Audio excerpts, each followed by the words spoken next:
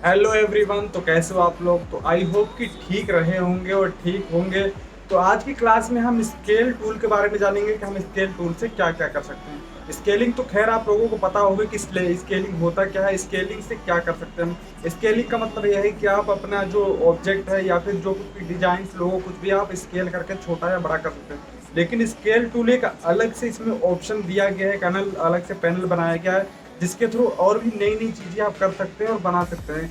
तो चलिए क्लास को लंबी नहीं करते हैं, बिना देरी किए क्लास को आगे बढ़ाते हैं।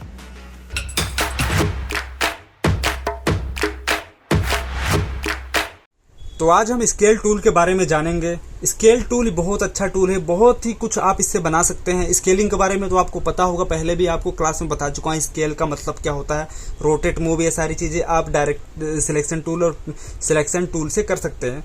तो आज हम स्केल टूल के बारे में जानेंगे। चलिए बिना देरी किए क्लास को आगे बढ़ाते हैं। तो सबसे पहले यहाँ से मैंने एक स्क्वायर ले लिया।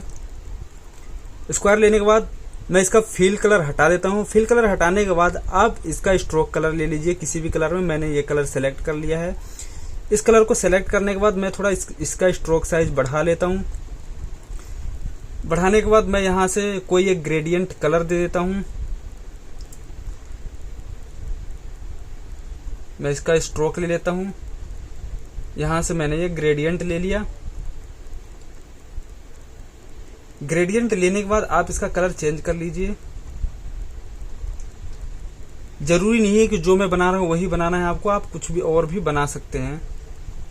तो मैंने यहां से ये ले लिया है ग्रेडियंट।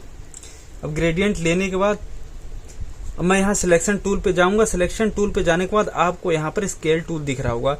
यहाँ पर एक छोटा सा एरो बना हुआ है। इस एरो पे जैसे प्रेस करके रखेंगे यहाँ पे 2 ऑप्शन और खुल के आएंगे। टोटल 3 ऑप्शन यहाँ पे खुल गए, स्केल टूल, शेयर टूल और रिशेप टूल। तो फिलहाल में हम स्केल टूल के बारे में जानते हैं। स्केल टूल पे क्लिक करके रखेंगे। क्लिक करके रखने के बाद जैसे आप इसको सिलेक्ट कर लेंगे, यहाँ पर आपको एक पॉइंट दिख रहा होगा ग्रीन कलर में। इसको जूम नहीं कर सकते हैं क्योंकि हम जूम करेंगे सेम ही साइज का रहेगा। ग्रीन कलर में आपको यहाँ पे एक पॉइंट दिख रहा होगा। आप जहां पे भी सिलेक्ट करेंगे ये टारगेट पॉइंट वहां पर चला जाएगा। तो हमें इसको सेंटर में रखना है। आपको पता चल जाएगा कि सेंटर में रखने से क्या होगा और साइड में रखने से क्या होगा। तो फिलहाल मैंने इसको सेंटर में रखा है। इस पॉइंट को सेंटर में रखने के बाद आपको माउस को यहाँ से ड्रैग करना है, नीचे की ओर लाना है, छोड़ना नहीं है। माउस को रिलीज नहीं करना है, प्रेस करके ही रखना है। इसके बाद लेफ्ट माउस प्रेस करने के बाद आपको शिफ्ट प्रेस करना है, ऑल्ट प्रेस करना है। शिफ्ट प्रेस करने से आपका जो साइज है वो सेम रहेगा और ऑल्ट प्रेस करने से एक इसकी कॉपी हो जाएगी। तो इस तरीके से कॉपी हो गई। अब आपको कंट्रोल डी प्रेस करना है। तो आपको पता चल गया होगा कि जो हमारा स्केल टूल है वो किस तरीके से काम करता है। स्केल टूल जो है एक पर्सपेक्टिव डायरेक्शन बनाता है ऑब्जेक्ट के लिए। पर्सपेक्टिव भी बना सकते हैं इसमें। इस तरीके से आप ये स्केल टूल से नहीं कर सकते हैं, सॉरी आप ये सिलेक्शन टूल से नहीं कर सकते हैं, स्केल टूल से ये चीजें बना सकते हैं। तो चलिए कुछ और बनाकर देखते हैं और समझते हैं। मान लीजिए मैंने यहाँ से एक स्क्वायर ले लिया। इसके बाद इसमें मैंने फिल कलर कुछ इस तरीके से कर लिया। आपको सिर्फ ये समझाने के लिए है, आप ये मत बोलना कि सर आपने ये कैसा कलर लिया है, मुझे पता है थोड़ा और सा लग रहा है। तो ये कलर हमने ग्रीन कलर में ले लिया। अब मैं इसको डायरेक्ट सिलेक्शन टूल से इसके ऊपर के 2 पॉइंट अगर सेलेक्ट करके स्केल पे जाता हूं और यहां से मूव करता हूं तो आप देखिए किस तरीके से ये मूव हो रहा है। तो इस तरीके से आप यहां से इसको स्केलिंग कर सकते हैं।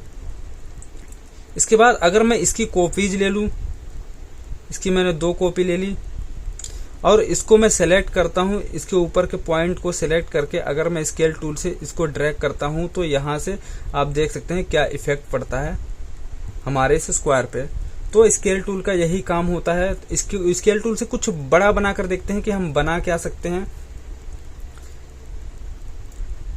मान लीजिए मैंने यहाँ एक स्क्वायर लिया, एक रेड कलर ले लिया। उसके बाद मैंने इसकी कुछ कॉपीज ले ली। ऑल्ट प्रेस करके आप ड्रैग करेंगे आगे की ओर तो यहाँ पे ये कॉपी हो जाए इसको। इसके बाद कंट्रोल डी करना है। इसके बाद सबको हम सेलेक्ट करेंगे, फिर से ऑल्ट प्रेस करके इसको नीचे ड्रैग करेंगे। इसके बाद कंट्रोल डी करना है। तो ये इसकी कॉपीज हो गई। अब मैं इन सबको एक साथ सेलेक्ट करके अगर मैं स्केल टूल से इसको स्केल करता हूं तो देख सकते हैं आप किस तरीके से ये स्केलिंग हो रही है। तो आप इस तरीके से इसको स्केल कर सकते हैं एक साथ। तो ये बहुत ही अच्छा टूल है। इसके बाद अगर हम इसके ऊपर के सारे एंकर पॉइंट को सेलेक्ट करके स्केल टूल से अगर इसको मूव करते हैं तो आप देख सकते हैं एक अलग ही डिजाइन मिल रहा है हमें। यहां से आप स्केल टूल पे जाके इन सभी पॉइंट को सेलेक्ट कर लेते हैं। इसको सेलेक्ट करने के बाद फिर से हम स्केल टूल पे जाएंगे।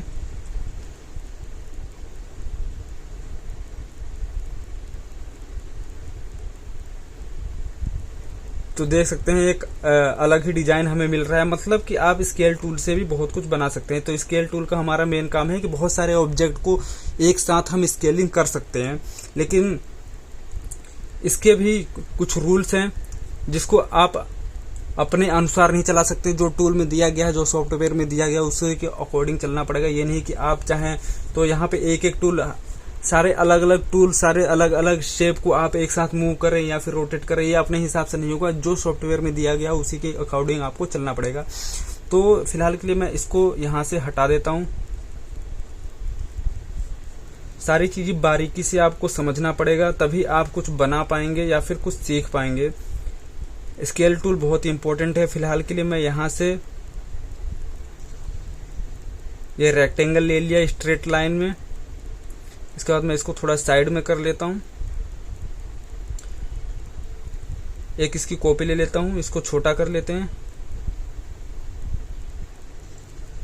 और इसको नीचे।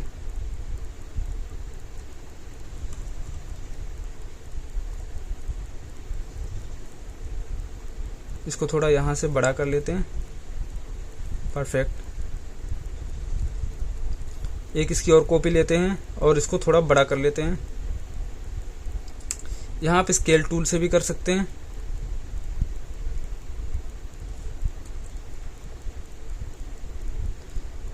इसको स्केल टूल आपको एक बार में दोनों साइड को एरिया को स्प्रेड कर देगा। इसमें आपको 2 बार में नहीं करना पड़ेगा। जैसे कि हमें सिलेक्शन टूल से 2 बार में करना पड़ता है, वैसे इसमें 2 बार में नहीं करना पड़ेगा, एक बार में ही आप इसको कर सकते हैं।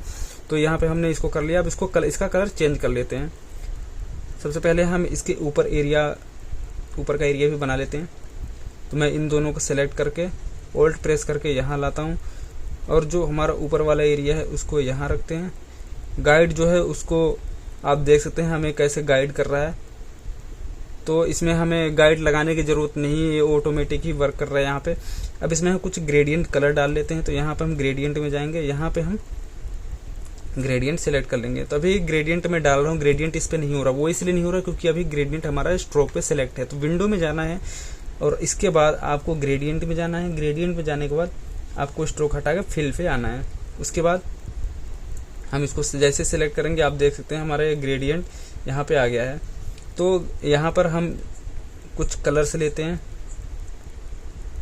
बीच में हम थोड़ा वाइट लेते हैं कलर, और जो हमारे साइड में है उनमें हम थोड़ा रेड येलो लेते हैं।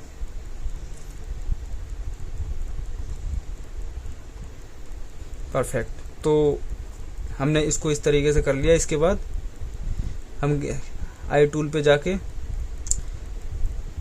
यहाँ पे इस तरीके से इसको सेलेक्ट कर लेंगे। आई ड्रॉपर टूल का शॉर्टकट की आपको पता ही होगा। यहाँ से आप आई ड्रॉपर टूल ले सकते हैं। शॉर्टकट जिसका की है आई, शॉर्टकट की आई प्रेस करके आप डायरेक्टली आई ड्रॉपर टूल पे जा सकते हैं। इसके बाद हम इन सभी में सेलेक्ट कर लेंगे। कलर फिल करने के बाद हमें ऊपर का एरिया बनाना होगा। तो ये हमारा लास्ट का भी जो शेप था इसमें भी हमने ये फिल कलर ले लिया। अब इसको थोड़ा छोटा कर लेते हैं। इसको हमने थोड़ा छोटा कर लिया यहाँ से।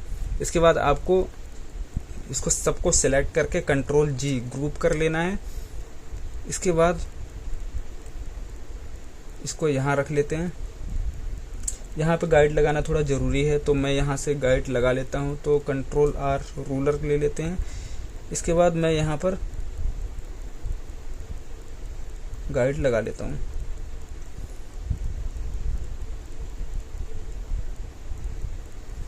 तो यहाँ पे परफेक्टली मैंने यहाँ पे सेट कर दिया है। अब इसके बाद आपको करना क्या है कि हमने तो साइड का एरिया बना लिया है, जिसको हम आपने देखा होगा मंदिर वगैरह में बने हुए होते हैं, या फिर रोड पे जो ब्रिज वगैरह बने होते हैं वहाँ पे जो हमारे पिलर्स होते हैं कुछ इसी तरीके के पिलर्स होते हैं। तो ये पिलर्स हमने तैयार कर लिए हैं। अब इसके ऊपर का एरिया हमें बनाना है। उसके लिए हमें यहाँ पर रेक्टेंगल टूल को लेंगे, इसके बाद इसके ऊपर इस तरीके से रख देंगे। रखने के बाद इसका कलर हम सेम रहने देंगे, ऐसे ही कुछ चेंजेस नहीं करेंगे। और जो हमारा ये कॉर्नर का पॉइंट है, एंकर पॉइंट है, इसमें हम कुछ चेंजेस करेंगे। तो यहाँ पे हम इसको सेलेक्ट करते हैं और इसको ड्रैग करके कुछ इस तरीके से कर लेते हैं। इसके बाद ऑलमोस्ट ये रेडी है। थोड़ा सा यहाँ पर और चेंजेस कर लेते हैं। हम पेन टूल पे जाएंगे, ऐड पेन एंकर, यहाँ पे एक एंकर पॉइंट ऐड कर देंगे। इसके बाद डायरेक्ट सिलेक्शन टूल से मैं इसको थोड़ा ऊपर कर लेता हूँ। तो ये कुछ इस तरीके से दिखेगा। और जो हमारा यहाँ पे नीचे का एरिया है, यहाँ पर भी मैं एक पेन टूल से एंकर पॉइंट ऐड करके उसको ऊपर कर देता हूँ। तो ये कुछ इस तरीके से बनकर रेडी हो गया है। उसके बाद मैं इन सबको सेलेक्ट करके कंट्रोल जी ग्रुप कर देता हूँ।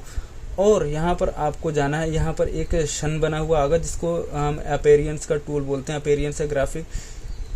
तो यहाँ पर हम अपेरियंस में जाएंगे और यहाँ पर आप देख सकते हैं ऐड न्यू इफेक्ट, यहाँ पे जाना है। इसके बाद आपको स्टाइलाइज पे जाना है और ड्रॉप शैडो कर देना है। तो ये शैडो बनकर रेडी हो गया है। तो आप देख सकते हैं हमारे ये फ्रंट का एरिया लगभग रेडी हो चुका है। अब इसको करना क्या है, आपको सिलेक्शन टूल पे जाना है, इसको सेलेक्ट करना है और फिर हमें जाना है स्केल टूल पे। तो स्केल टूल पे जाने के लिए मैं यहाँ पर सबसे पहले आप इस चीज़ का ध्यान दीजिए, आपका जो ये पॉइंट है, जो ग्रीन वाला टारगेट पॉइंट है, ये सेंटर में ही होना चाहिए। अभी फिलहाल मैं सेंटर में, मैंने इसको मूव नहीं किया। मूव करके भी दिखाऊंगा कि क्या इफेक्ट पड़ता है इसको सेंटर में या साइड में, लेफ्ट राइट में करने पे। तो यहाँ पे इस तरीके से मैंने इसको कर दिया है टारगेट। अब मैंने स्केल भी सिलेक्ट कर लिया। सिलेक्ट करने के बाद आपको यहाँ पे सिलेक्ट करना है और इस तरीके से ड्रैग कर देना है। साथ के साथ आपको ऑल्ट और शिफ्ट भी प्रेस करना है ताकि इसके साथ में एक इसकी कॉपीज भी आ जाए। तो यहाँ पे इसकी एक कॉपी भी आ गई है। तो आप देख सकते हैं स्केलिंग के साथ साथ कॉपी भी आ गई है। दो काम एक साथ हो गए हमारे स्केल टूल से। अब इसको हमें करना है कंट्रोल डी। जैसे ही कंट्रोल डी करेंगे आप देखेंगे एक बहुत ही अच्छा डिजाइन आपके सामने बनकर तैयार है। ऐसा लग रहा है जैसे कि कोई मंदिर वगैरह का पिलर लाइन से लगा हुआ है। पर्सपेक्टिव टूल है हमारा जो, उसमें भी आप इस तरीके का डिजाइन तैयार कर सकते हैं। लेकिन आप देख सकते हैं स्केल टूल से भी कितना अच्छा डिजाइन तैयार हो गया है। तो फिलहाल के लिए मैं यहाँ पे आप बहुत सारे गाइड्स बने हुए गाइड्स को हटाता हूँ। मैं गाइड्स की वजह से आपको क्लियर नहीं दिख रहा होगा। अब आपको क्लियरली दिख रहा होगा कि आप इस तरीके से इसको बना सकते हैं। तो मैं इसके अंदर का एरिया फिलहाल के लिए डिलीट करता हूँ। अब आपको बताता हूँ कि जो हमारा टारगेट पॉइंट था वो किस तरीके से काम करता है। मैंने इसको सेलेक्ट किया, स्केलिंग पे गए। अब यहाँ हमारा टारगेट पॉइंट यहाँ पर है। तो मतलब कि हमारा जो कैमरा एंगल है हम सेंटर से देख रहे हैं। अगर मैं इसको यहाँ पर कर दूं तो मतलब हम साइड से देख रहे हैं। तो अब हम इसको स्केलिंग करेंगे तो देखिए क्या इफेक्ट पड़ता है।